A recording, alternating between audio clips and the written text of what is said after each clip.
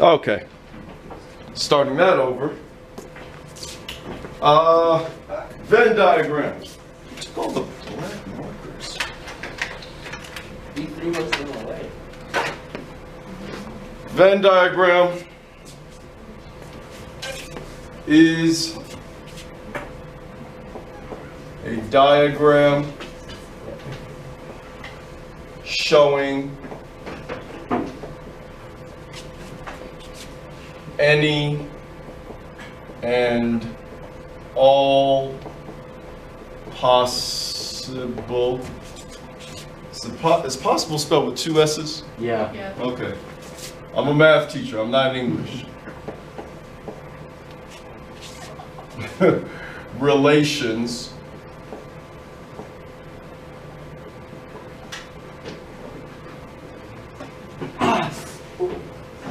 between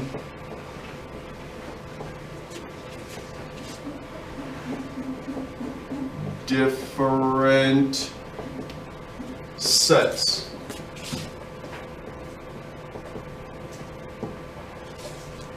Okay?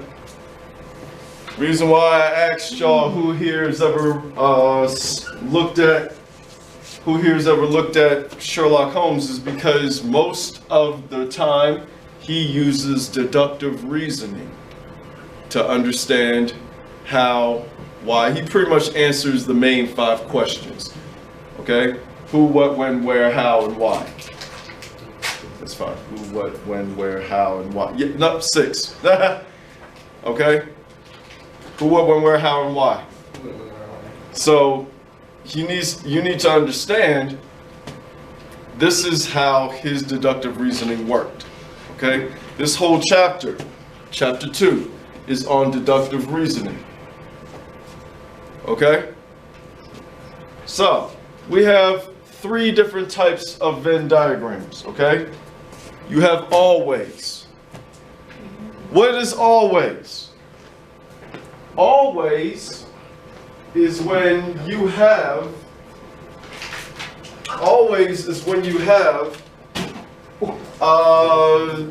2 parts that go within each other. What does this mean? Well, let's say, for example, you have machines. You have machines. And then inside of that, you have cars. Is a car a machine? Yes. Yes, exactly. Is a car a human being? No, not at all. A car is always going to be a machine, okay? Always, okay? Sometimes is the most common one that we deal with, okay?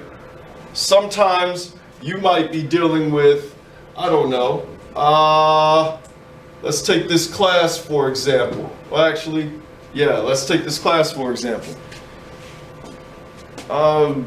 Show of hands. Who here likes backpacks? How many is that? About what? About 8? About 8 of y'all, right? Like. Not like. So about 8 of y'all in this classroom like backpacks.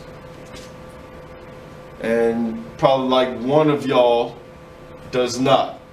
But there's 10 of y'all in this classroom. Wait. So therefore, you probably have 1 person who doesn't care either way. I'll wear a backpack. Sometimes I will. Sometimes I don't feel like it. You know what I'm saying? So with that being said, sometimes is the most common one that you'll usually see. Okay? Never.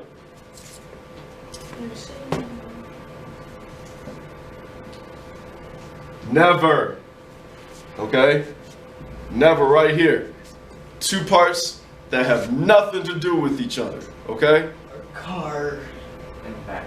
What does this mean? Well, easiest thing to do it. Man and woman. Need I say more? Okay? Ms. Zakowski cannot identify with Mr. Wagner no more than he can identify with her, theoretically speaking. On paper. on paper. Chromosome-wise. Okay? Yes. So like, if he would, never mind. Never mind. I'm not gonna go. On paper. Just on paper. Now, personal feelings, hey, that's up to their individuality. But theoretically speaking, all right? Any questions, comments, concerns? No. Okay. Moving on.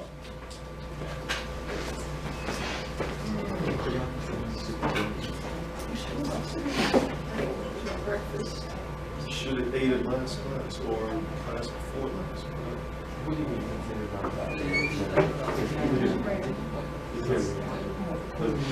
You still playing out with something? No, You know, they're just completely flat and full. Okay, so here is prime example. Stephen asked 100 coffee drinkers whether they like cream or sugar in their coffee. All right? According to the Venn diagram below, this one right here, how many like only cream? How many like only cream? 16. It's pretty much straightforward. I'm not trying to trick any of y'all. 16. How many only like sugar? 35. There you go. See? 20. How many like cream and sugar? 20. 20, right? Those in the center, right? And then, 16. 26. Not 26. How many like all cream? 36. Good job, Wagner. Wait, what? Why? Because you have to add the 20 plus the 16. Okay? 20 plus 16 is 36. And then the 36. What's the? It's pretty much asking the total amount of people who like cream. What's the total amount of people who like sugar? 55. 55. That's not okay.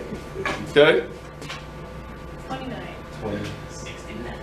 Yeah, would it be 29? Yes. Yes, it would be 29. Bottom corner. Yeah, I know. Why would it be 29? Because they're the ones that didn't put anything. They didn't put in. They don't like neither, right? 29 down here, still inside this box. So we got 29. It's the people who don't participate. How many were in the study? 100. That's 7. Pretty much he asked that at the beginning. But sometimes you will get a problem where it's gonna say Stephen asked a bunch, or a whole lot of coffee drinkers Then you add up all the numbers. whether they like cream or sugar in their coffee. Now, of course, you should know that, 16 plus 20 plus 35 plus 29, yes, that will be 100. But it's best if you just add it up just to double check and make sure, okay? Yeah. So 100. Good? That's not going too fast for any of y'all, is it? Nah. Just take y'all's time with this, okay?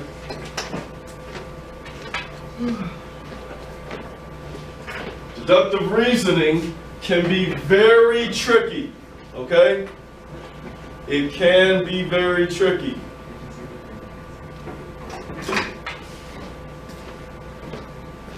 So, and that's why I tell you to just take your time with this. Whew. Robert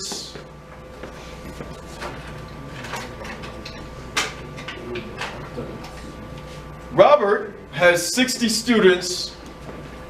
He asked 60 students whether they listen to two popular radio stations, WROK and WRAP, rap and rock, pretty much. he found that 23 listened to WROK, 18 listening to WRAP, and 8 listened to both. So first, let's draw a Venn diagram. In this type of situation, what kind of Venn diagram do you think that we're going to draw, Al? My man. Why? Good job.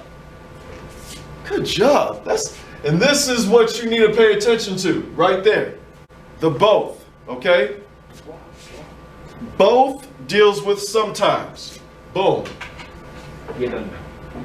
Boom. Okay? You have WROK right there, WRAP, right? And it's telling you how many listen to WROK?